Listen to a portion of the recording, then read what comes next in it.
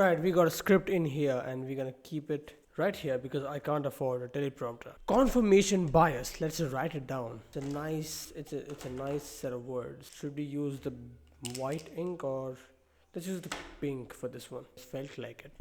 Bias. What is confirmation bias? I don't know if you ever heard of this before or not, but this is pretty interesting to explain. Okay, so let me just read the script once. So imagine you are a police detective, right? And you have this pinboard in front of you, and there's a lot of pictures of smileys, and all of them are connected with the red strings, and you're trying to investigate a case. And your theory is that these smileys that are shown on the images, they are related with the murders of, did I just use the word? Will I have to censor that word? With the murders of a lot of young athletic men. This is the smiley murder theory. Or wait, what's the actual name? Yeah, this was the smiley face murder theory, and two retired detectives figured it out. They found that around the places of these deaths of young people happening, there was always a smiley graffiti drawn on the walls. There was no specific location, there was no specific area. There's like a massive wide radius, and there will be like one smiley in that area. But this is just confirmation bias. Confirmation bias is when you come to a conclusion first and then you find the proofs later. So this is how the detectives came to the conclusion, right? Came to the result, whatever. Step 1. They looked at maybe 2 or 3 cases and they randomly came across this coincidence of a bunch of smiley graffitis drawn around the block where these deaths happened. Just 3 or 4. And then they came to the conclusion that the smileys exist for a reason. And the reason is that there's a serial killer out there killing young people and leaving these smiley face graffitis as his signature. Step 2 would be they started finding proof which validated their conclusion. Notice something about this. The conclusion came first. They came to the conclusion that this would be a serial killer first before looking at all the proofs. Now later on, why was this proven as confirmation bias? First, they did not take into account that smiley face graffitis are extremely common, and most of the smiley face graffitis don't lead to death sites. Second, the smiley faces graffitis which they found out, they were not even the same color, same shape, same pattern. They were drawn seemingly by different people using different materials, different themes, different patterns every single time. Point is, if it would have been a serial killer, they would have left the exact same smileys every single place. This is how serial killers have worked. They leave a signature which is unique to them and they keep it consistent. These two detectives failed to look at these very obvious signs. They failed to look at this very obvious proof, and instead what they did was come to a conclusion first, and they started searching for proofs to back their conclusion, which would confirm the conclusion. This is the confirmation bias.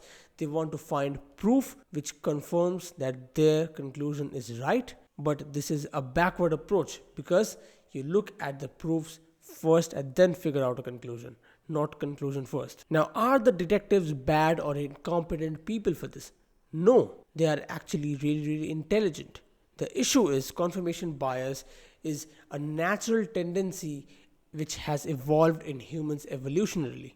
It's very natural in us and it's in every one of us. Why would this be useful in a tribal sort of a sense? Imagine this. Let me take you down to the caveman tribal days. So when you are in a tribe as a caveman, there are a bunch of rules, there are a bunch of beliefs which you as a tribesman need to follow, need to tend to. Because if you differ from the beliefs of the tribe, you're going to be either thrown away and you will be killed by wild animals, or you will be executed. Either way is death. You have to believe in the tribe ideology. And since this is indoctrinated to you at such a young age that these are the beliefs of our tribes, you have, as you grow up, you have to find out some proofs which back the belief, the faith of the tribe. Isn't this confirmation bias as well? Because the conclusion, the result of searching for proofs is given to you already, the beliefs. And then you have to search for reasons to believe in that belief in order to stay in the tribe and not be killed. This is the reason why confirmation bias exists in humans,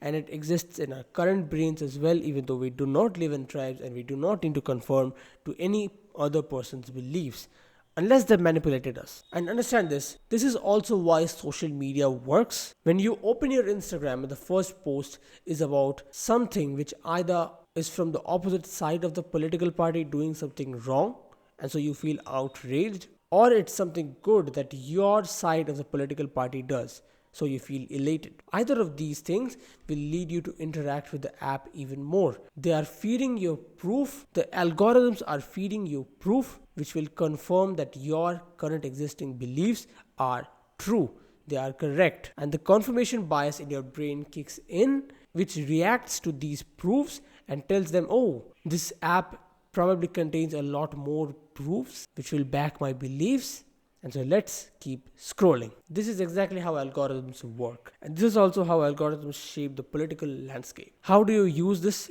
information, this knowledge? Just keep it in your mind. Okay?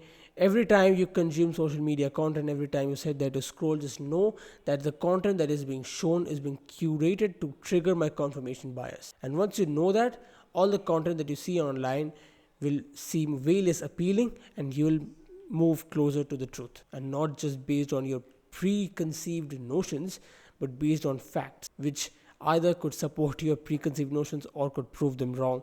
Depends.